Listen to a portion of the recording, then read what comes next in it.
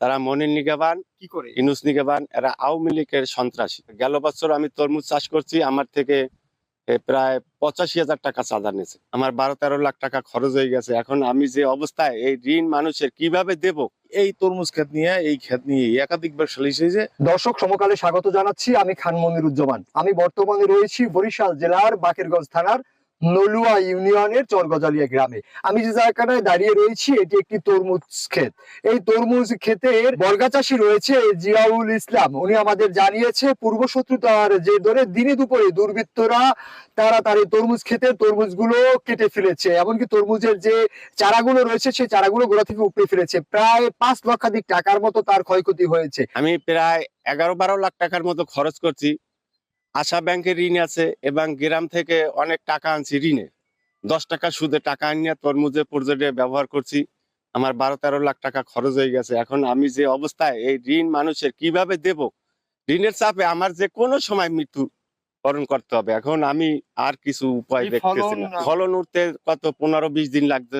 আমি এবছর যে আল্লাহ তাআলা আমাকে ফলন দিয়েছিল, আমি খুব ভালোই ছিলাম। আল্লাহ তাআলা আমার ফলন খুব লাভবান করতে। ফলন ঘরে না উঠাইতে পারলে আমি মানুষের ঋণ কি দিয়ে দেব, কি দিয়ে করব, কি দেব মানুষের ঋণ? মানুষের ঋণের জন্য এখন এই তাগিদ। আমি এখানে একটা প্রজেক্ট, তরমুজের প্রজেক্ট হইলে 400 কান নিয়ে এখানে একটা তরমুজ খেতে খুব ঝামেলা চলতে আছে।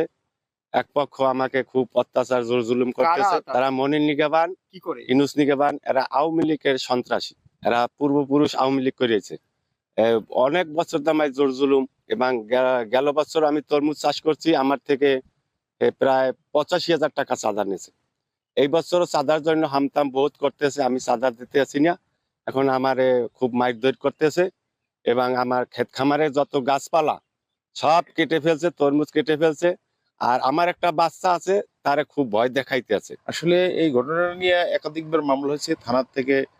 আমাদের সম্মানিত ওসি স্যার উনি লোক পাঠাইছেন, একজন অফিসার ছিল ওই সালিশিতে, উনি মীমাংসা করে দিয়েছেন। এবং অত্র ইউনিয়নে যত গণ্যমান্য ব্যক্তিবর্গ ওই সালিশিতে উপস্থিত ছিলেন। এই তরমুজ ক্ষেত নিয়ে একাধিকবার সালিশ হয়েছে।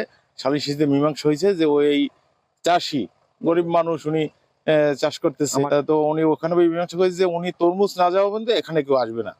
তো আমরা ঘটনার পরে আবার শুনলাম যে এই ব্যাপার আসছে, নিজেও আসলাম, এসে দেখলাম অনেকগুলা গাছ তার ক্ষতি করছে, অনেক লোকজন আসছিল তাদের। কারা আমি নিজে দেখিনি অবশ্য। তরমুজ খেতে দুর্বৃত্তরা আইয়া জিয়াবার কাছে আমি নগদ টাকা লাগাইছি, আমরা নগদ টাকা লাগাইছি। আমরা এই জায়গায় 7-8 জন ওয়ারিশ আমাদের, তারা জিয়াবার কাছে নগদ টাকা লাগাইছে এবং হে তরমুজ চাষ করছে। দুর্বৃত্তরা আইসা ওই মনির নিগামান আওয়ামী লীগের সেক্রেটারি এবং সুমন নিগামান ইনুস নিগামান এবং তার আরো সন্ত্রাসী ভাড়াটিয়া সন্ত্রাসীরা আইসা এই তরমুজ গাছগুলো নষ্ট করছে, উল্টে ফেলাইছে এবং তরমুজগুলোরে সব কাটিয়ে ফেলাইছে। সানবিট সব দিবে সামাল। সানবিট ম্যাজিক প্রেস ডিশওয়াশিং এর মাথা ঘোরানো সলিউশন। ওইটা আমি নিজেই সরেজমিনে তদন্ত করার জন্য ঘটনাস্থলে গিয়েছিলাম। তো আমাদের স্যার একটা বিশেষ মিটিংয়ে একটু থানার বাইরে ছিল।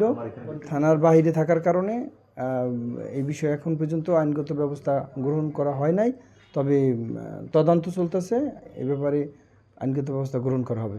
তারা একটা সাধারণ একটা অভিযোগ দিয়েছে, আমরা ওইটা তদন্ত করে দেখতেছি। আমি নিজেই ঘটনাস্থলে গিয়েছিলাম। তারা আতঙ্কে আছে, আসলে আমাদেরকে তারা যে আতঙ্কে আছে এই ব্যাপারে আমাদেরকে তারা অবহিত করে নাই। তারা একটা অভিযোগ দিয়েছে এবং ওইখানে তারা কিছু ছবি তুলে আমাদের এখানে সংযুক্ত করে দিয়েছে, আমরা এটা তদন্ত করে দেখতেছি।